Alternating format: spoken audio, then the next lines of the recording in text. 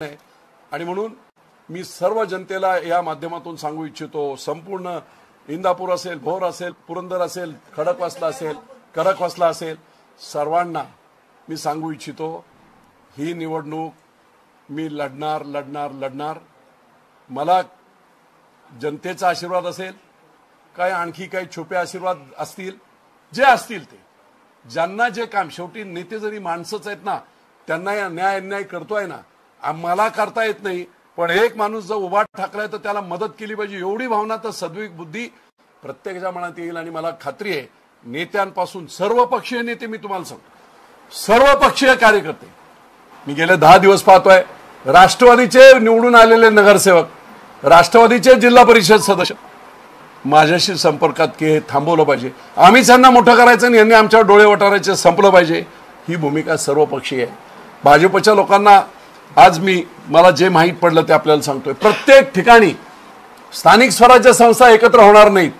आणि म्हणून काही भाजपच्या नगरसेवकांनी मला सांगितलं की बाप्पू आम्ही काय करायचं, आता ही निवडणूक असेल 5-6 महिन्यामध्ये, आणि मग हे अजित पवारचं घड्याळ जर आम्ही घेऊन गेलो, घरात पोहोचवलं, उद्या एकत्र होणार नाही आणि एकत्र निवडणूक नाही झाली तर कमळाच्या विरुद्ध प्रचार करायला अजित पवार ताकद द्यायला याच लोकांना इथे येईल, आमची अवस्था काय होईल? हा संभ्रम सगळ्यांना आहे. अजित पवारांचं राजकारण इतकं स्वार्थी राजकारण आहे. महाविकास आघाडीच्या दरम्यान आम्ही बाहेर पडलो, त्याचंही मेन कारण तेच होतं की अन्याय अत्याचार होते. अहो एवढंच काय, विधानसभेमध्ये माननीय मुख्यमंत्री एकनाथराव शिंदे यांनी विधानसभेचं पहिल्या भाषणात सांगितलं, अजित दादा तुम्ही दादागिरी करून, मी नगर विकास खात्याचा मंत्री होतो, माझे 800 कोटी तुम्ही घेऊन गेला, बोललो का तुम्हाला मी काय? ही जी मानसिकता, ही प्रवृत्ती आहे, ही संपवण्यासाठी आपल्याला काम करायला पाहिजे. आणि म्हणून कार्यकर्त्यांना मी आता तसं सांगितलं. आमची पुढची स्टेप काय आहे त्या सांगतो, जास्त डिटेल सांगत नाही. 1 तारखेला पालखी तळावर, माऊलींच्या पालखी तळावर जशी माझी पहिली सभा उद्धव साहेब ठाकरेंच्या उपस्थितीत झाली होती, आज कोणी नाही आहे, द्रोणाचार्य आहेत, आशीर्वाद देणारे लोक आहेत, जनसामान्यांची लढाई आहे, पवार नावाच्या प्रवृत्तीच्या विरुद्ध जनसामान्यांची लढाई आहे. त्या स्टेजवर जनसामान्य असतील आणि 1 तारखेला पालखी तळावर हे बिगुल आम्ही फुंकू. 1 तारखेला कमीत कमी 50-60 हजाराची मॅसिव्ह सभा तिथे होईल आणि तिथे खऱ्या अर्थाने बिगुल फुंकलं जाईल.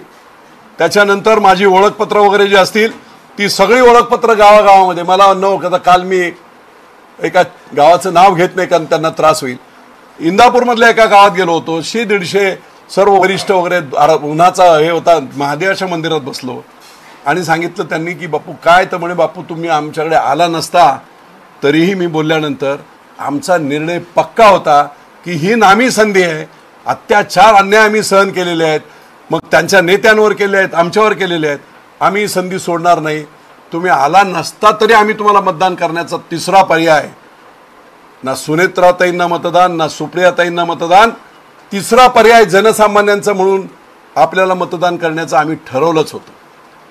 आणि म्हणून ही निवडणूक, ही 1 तारखेची सभा झाल्यानंतर 5 बाकीच्या विधानसभा मतदारसंघामध्ये लोकांना आव्हान करून, या दिवशी मी तिथे येणार आहे, आपण माझं मनोगत ऐकायला या, असे आव्हान मी करणार आहे. माझ्याकडे काही यंत्रणा नाही, माझ्याकडे काही मोठा पक्ष नाही, माझ्याकडे बूथ कमिटीचे लोक नाहीत, माझ्याकडे कोण आहे तर सामान्य जनता आहे. त्या सामान्य जनतेला आव्हान करून 5ही मतदारसंघामध्ये अतिशय प्रभावी अशा सभा या घेतल्या जातील, ज्याच्या माध्यमातून सभा होतील आणि सभेच्या माध्यमातून त्या ठिकाणचे लोकल प्रश्न मांडून निश्चितपणे जनजागृती करण्याचा प्रयत्न मी करणार आहे. 12 तारखेला 12 वाजता मी फॉर्म भरणार आहे आणि या ज्या काय पाशवी शक्ती आहेत त्यांचे 12 वाजवणार आहे. 12 तारखेला फॉर्म भरणे, पुढची प्रोसेस सुरू होईल. ज्या दिवशी चिन्ह मिळेल ते चिन्ह मिळाल्यानंतर मग ते पोचवण्याची संपूर्ण यंत्रणा आम्ही राबवू आणि फक्त रोड शो होतील. आता इतक्या मोठ्या मतदारसंघात काय होणार आहे, संपूर्ण मतदारसंघामध्ये रोड शो करत लोकांचे दर्शन आणि आशीर्वाद घेत ही निवडणूक याची सांगता ही निश्चितपणे त्या दिवशी निवडणुकीच्या दिवशी 7 मेला होईल. 4 जूनला जनशक्ती काय असते, लोकांच्या भावना काय असतात, लोक दबून असतात तुमच्या सत्तेला, तुमच्या दहशतीला, आणि म्हणून ही दहशत मोडली पाहिजे. मी तुम्हाला आणखी आज एक कन्सेप्ट संपूर्ण महाराष्ट्राला सांगू इच्छितो. आपण टेररिझम म्हणतो, दहशतवाद म्हणतो. राष्ट्रवादीने संपूर्ण महाराष्ट्रात ग्रामीण दहशतवाद पोचलाय. कसा पोचलाय? विकास सोसायटी यांच्याकडे, ग्रामपंचायत यांच्याकडे, जिल्हा बँक यांच्याकडे, दूध सोसायटी यांच्याकडे, साखर कारखाना यांच्याकडे, सगळ्या यंत्रणांवर यांनी कब्जा केलेला आहे. यांनी बनवलेले कब्जा केलेले आहेत ब्रिटिशांसारखे घुसखोर. आणि सत्तेचा वापर करत, काय रे हा विजय बापूच्या सभेला गेला होता काय, त्याचा ऊस तोडायचा नाही.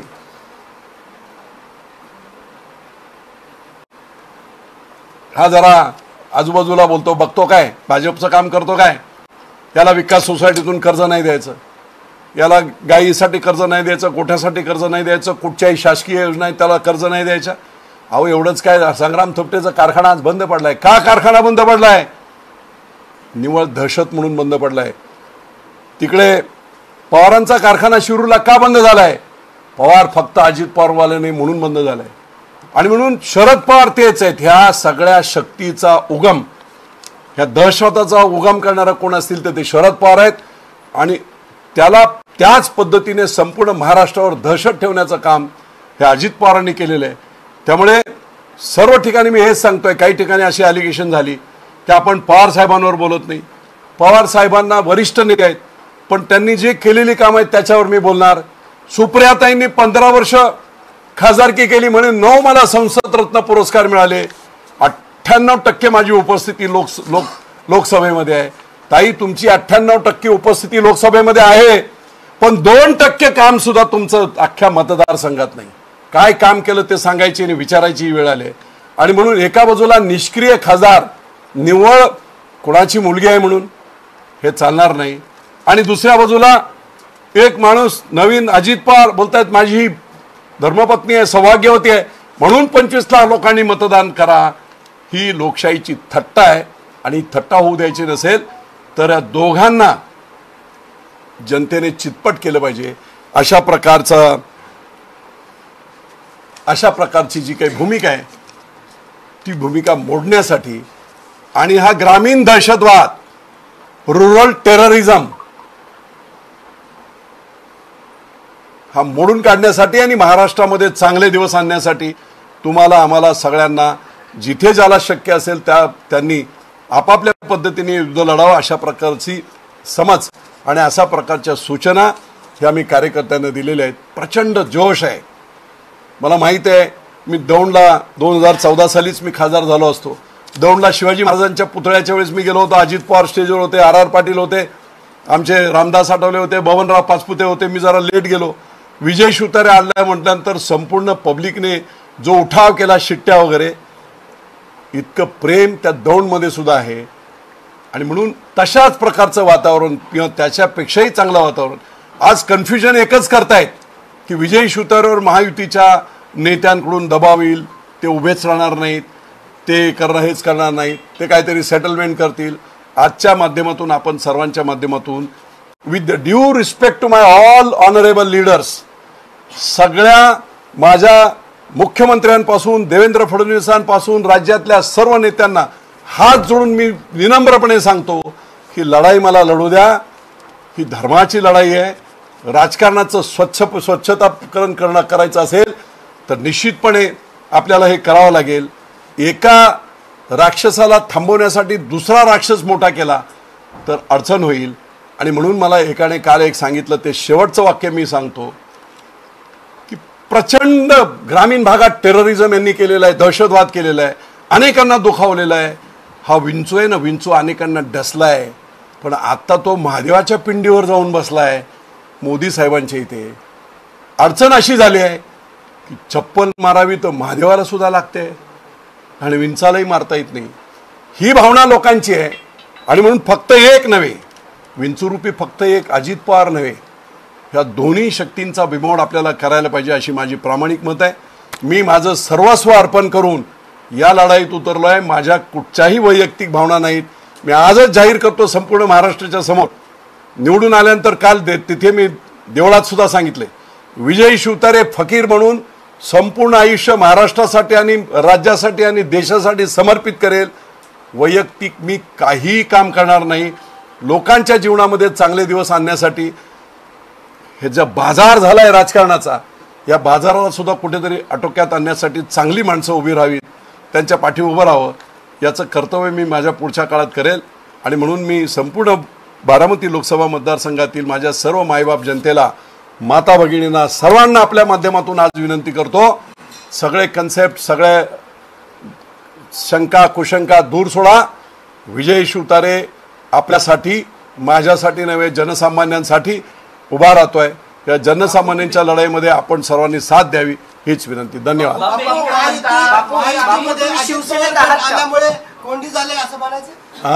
महायुतीमध्ये अजित पवार गट आल्यामुळे कोंडी झाले असं वाटतं?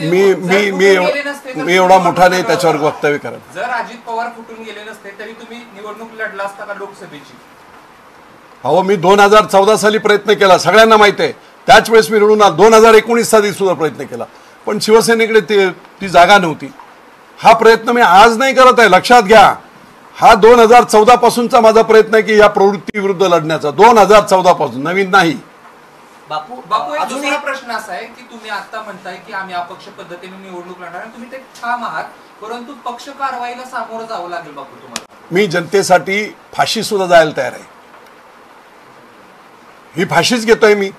एवढ्या मोठ्या याला मी जेव्हा टक्कर मारतोय, जिंकलो तर जनतेचा आहे, त्यावेळी मला फाशी झाली तरी काय हरकत नाही, कोणी फाशी दिली तरी हरकत नाही, पण पाठीमागे मी हटणार नाही। बापू, अजूनही विजय बापू शिवसेनेत आहेत का आत्ताच्या या क्षणाला? कारण अपक्ष मी शिवसैनिक आहे, बाळासाहेबांच्या विचारांचा शिवसैनिक आहे। जेव्हा एकनाथभाई शिंदे यांनी उठाव केला आणि काँग्रेस राष्ट्रवादी बरोबर ते जात आहेत म्हणून जे धर्म कर्तव्य चुकीचं काम झालं होतं त्याला करेक्शन करावी, त्यावेळेस शिंदे साहेबांच्या बरोबरीने ते तिकडे असताना मी महाराष्ट्रातला पहिला माजी मंत्री आहे की ज्याने 25 तारखेला ते मुख्यमंत्री नसताना देखील पहिली प्रेस घेऊन संपूर्ण महाराष्ट्रात मी या सगळ्या उठावाला माझं समर्थन आहे आणि जनतेचं समर्थन असं पहिल्या दिवशी मी केलं होतं। मी शिवसैनिक आहे। मी माझे नेते म्हणून एकनाथभाई शिंदे यांना परमोच्च आदराने त्यांना हे करतो। मतभेद असू शकतात एखाद्या विषयावर, पण मतभेद आमचे कधीच होणार नाहीत आणि त्यामुळे पुढच्या काळात आपल्याला दिसेल, जिंकल्यावर तर सगळेच जण आहेत, जिंकल्यावर काय अडचण नाही, मी जिंकणार आणि जिंकणार। 12 तारखेला आपण फॉर्म भरणार आहात, 12 तारखेला 12 वाजता, परंतु त्यावेळी आपण फॉर्म भरताना मतदारांसाठी हा निर्णय घेताय, मग शिवसेना पक्षाचा राजीनामा देणार आहात? सोडा हो, ते हे प्रश्न, हे क्षुल्लक प्रश्न विचारू नका। कसं झालेलं आहे की आज मुख्यमंत्री काही ॲक्शन माझ्यावर घेऊ शकतात, पण त्यांनाही माहिती आहे माझा हेतू काय आहे। माझा हेतू सगळ्यांना पटलेला आहे। अडचण काय होते जे मी तुम्हाला सांगतो तेच की महादेवाच्या पिंडी, त्यामुळे मी तर सांगितलं की अगदी मला कोणी फाशी दिली ना, उद्या मला मी सेंट्रल गव्हर्नमेंटला वगैरे कळवतोय, धमक्या सुद्धा द्यायचा प्रयत्न केला गेला, धमक्या देण्याचा प्रयत्न आहे। बापू वेळेने ओव्हर धमकी दिली, मुंबईला कसा जातो बघतो, गाडी मावळमधून जाते, त्यामुळे माझ्या जीवाशी सुद्धा काही खेळ होऊ शकतो। अनेक उदाहरणं अशी झाली आहेत। सोलापूरला मला वाटते सिद्धराम आप्पा म्हेत्रे आणि ही लढाई जेव्हा सुरू होती त्याच्यात गोळीबार झाला होता। मला भीती आहे, भीती म्हणजे मी भीत नाही, पण काही मोठे गुंड सुद्धा वेगळ्या पद्धतीने, गोड पद्धतीने मला संपर्कात येऊन बापू जरा विचार करा, काय करा। मोठे गुंड, आता गुंड मला कशाला बोलले, योग्य वेळेस त्याची सगळी माहिती जी आहे ती मी देईल। माझ्या कार्यकर्त्यांना सुद्धा धमक्या दिल्या गेल्या। प्रख्यात महाराष्ट्रातले जे गुंड आहेत मुंबई वगैरेच, अशा लोकांनी काही प्रमुख लोकांना फोन करून की बाबा हे करू नका, असं करू नका, जेव्हा त्यांनी अगदी ठाम काही झालं तरी हरकत नाही, मरायला आम्ही तयार होतो, आम्ही हटणार नाही, त्यावेळेस त्यांनी आज सांगितलं बा ठीक आहे तुमचं तुम्ही करा।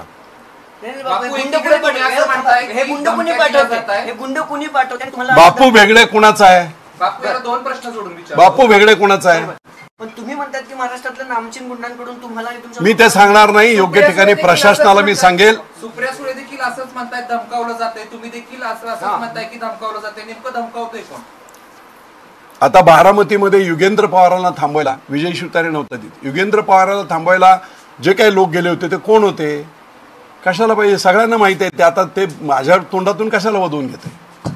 बापू दुसरीकडे सध्या परिस्थितीमध्ये तुम्ही अपक्षाचा जो झेंडा आहे तो फडकवलेला आहे, तुम्ही ठाम आहात, परंतु महायुतीकडून तुमचे माघार घ्यावी अशी जी आहे ती भूमिका सातत्याने मांडली. त्यांनी त्यांना काय सांगू इच्छिता? काल तुम्ही मी आता सांगितलं, मी आता एकच मिनिटापूर्वी एक मिनिटापूर्वी सांगितलं. तुमचं उत्तर मी अगोदरच दिलेलं आहे. महाराष्ट्रातल्या माझ्या सगळ्या महायुतीच्या महानुभव अतिशय मोठ्या नेत्यांना हात जोडून माझी विनंती आहे, माझ्यावर राग धरू नका. ही धर्माची लढाई आहे, तुम्हालाही पटतंय, पण महायुती धर्म करून मी ते परत सांगितलं की ही जी ग्रामीण भागात असलेली दहशत ही मोडली पाहिजे, झेंडूशाही मोडली पाहिजे, घराणीशाही मोडली पाहिजे. आदरणीय पंतप्रधान बोलत आहेत, मी काय करतोय वेगळा. आणि म्हणून त्या सर्व नेत्यांना माझी हात जोडून विनंती आहे, मला आशीर्वाद द्या. उलट महायुतीला बापू आपण महत्वाचे महायुतीचे सदस्य आहात, परंतु पंतप्रधान नरेंद्र मोदी अमित शहा यांना 400च्या पुढे जागा आणायच्या.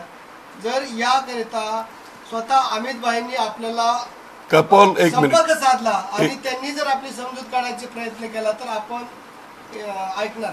एक लक्षात घ्या, ही सगळी मोठी मंडळी आहेत. माझी लढाई जी मी लढतोय त्या लढाईमध्ये त्यांनी विचार केलेला आहे की कुठेतरी एकाला थांबवायचं आणि एकाला बरोबर घ्यायचं. हे जे गणित आहे, उद्या दोघे जर ओढत असतील जनशक्तीच्या पुढे, कोणाला नको आहे? मला नाही वाटत की त्याच्यामध्ये काय अडचण येईल. म्हणून मी बोलतो की सगळ्या नेत्यांनी मला मनोमन आशीर्वाद द्यावा. डायरेक्ट कुणी देऊ शकत नाही, पण मनोमन आशीर्वाद द्यावा.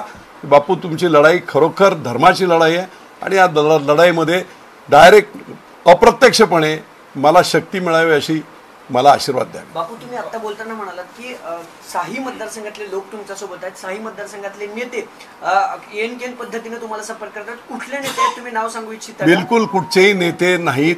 सर्वसामान्य जनता माझ्याबरोबर आहे, सर्वसामान्य लोक माझ्याबरोबर आहे. आणि आता तुम्हाला सांगतो, निवडणुका आणि मतदान एवढं सोपं राहिलं नाही. लोक प्रचंड हुशार झालेले आहेत. नवऱ्याने बायकोला सांगितलं इकडे मतदान कर तरी बायको ऐकत नाही. गड्याला जर मालकाने सांगितलं इकडे मतदान करी तो गड्या ऐकत नाही. हे वास्तव आहे. लोकांपर्यंत फक्त ही भावना पोचणे. आणि म्हणून मागाशी मी माझ्या बैठकीमध्ये सुद्धा मीडियाचं मनापासून अभिनंदन केलं की लोकशाहीतला चौथा खांब म्हणजे मीडिया, प्रिंट मीडिया असेल, इलेक्ट्रॉनिक मीडिया असेल, या मीडियाने ही लढाई इतकी उचलून धरली आहे. त्यामुळे मी माझ्या सर्व कार्यकर्त्यांच्या समोर आणि संपूर्ण महाराष्ट्राच्या समोर नतमस्तक होत या मीडियाला धन्यवाद देतो की खरं धर्माचं काम, लोकशाहीतल्या चौथ्या खांबाचं काम आपण करताय. म्हणून मला मनापूर्वक त्यांचं देखील अभिनंदन करायचं. आणि हे हा आशीर्वाद, हा सपोर्ट 4 जूनचा निकाल लागेपर्यंत आपण ठेवावा, एवढे आपल्या सर्वांना मी मनपूर्वक विनंती करतो. एकीकडे तुम्ही आहे ती अपक्ष पद्धतीने लढता आहात, परंतु तुम्हाला कुठनं तरी तुम्ही देखील असं म्हणताय की जाहीर भूमिका तुम्ही अजित पवारांच्या विरोधात घेताय. तुम्ही आता मी अजित पवारांच्या विरोधात चुकीचं नाही. मी अजित पवारांच्या विरोधात नाही. मी दोन्ही पवारांच्या विरोधात आहे. चुकीचं परसेप्शन व्हायला नको. नाही, पवारांच्या विरोधात घेताय. अजित पवारांचं नाव घेण्यामागचा उद्देश आहे की ते महायुती सोबत आहेत म्हणून अजित पवारांचं नाव घेतलं. हीच खतखत जी आहे ती संपूर्ण महायुतीतल्या इतर तुमच्या पक्षाच्या नेत्यांची आहे का? आणि हे जी भूमिका इतर पक्षांचे एक लक्षात घ्या, मी जनरल कॉमेंट करणार नाही. त्याचं कारण असं आहे की ही लढाई संपूर्ण महाराष्ट्रातली वेगळी आहे. देशाचं संपूर्ण लक्ष लागलेलं आहे. 50 वर्ष इथून निवडून यायचं आणि राज्याला आणि देशाला वेठीस धरायचं, हे काम आणि हे पाप यांनी केलंय. हे पाप सुद्धा आम्ही मतदान करून यांना मोठं केलंय. या पापाचं परिमार्जन सुद्धा बारामती लोकसभा मतदारसंघातील जनतेनेच करायचं आहे. हे उघडपणे मी सांगतोय. बापू तुम्ही 1 तारखेपासून सभा घेत आहेत. खरं तर यंत्रणा तुमच्याकडे नाही तुम्ही म्हणालेत, पण महाराष्ट्र माझ्याबरोबर सामान्य माणूस आहे. यंत्रणा काय करू शकते हो? तुमच्याकडे सगळ्या यंत्रणा आहेत आणि माणसंच नसतील तर काय कोणी करू शकते? प्रश्न असा आहे बापू, जरांगेंकडे कुठच्या यंत्रणा होत्या?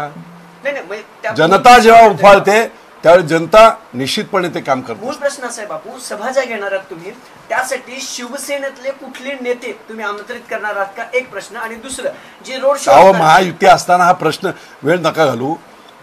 कुठचाही नेता महायुतीतला येईल असं मला वाटत नाही. आणि अगदीच एखाद्याने जर या रणसंग्रामात धर्मयुद्धात सामील झालं तर मला आनंदच वाटेल. अनेक नेते असे आहेत, अनेक नेते. मी जेव्हा ऑपोजिशन केलं होतं त्यावेळेस कुठचे नेते आले होते, त्या सगळे राजू शेट्टींपासून सदाभाऊ खोतपासून सगळे लोक आले होते इथे. त्यामुळे हा रणसंग्राम अख्ख्या महाराष्ट्राचा आहे. ज्याला जिथे वाटेल निश्चितपणे 1 तारखेला सभा आहे. जर निश्चितपणे कोणी जर एखादा नेता अख्ख्या महाराष्ट्रातून बोलत असेल की मला यायचं आहे तिथे, आम्ही त्यांचं स्वागत करू. धन्यवाद.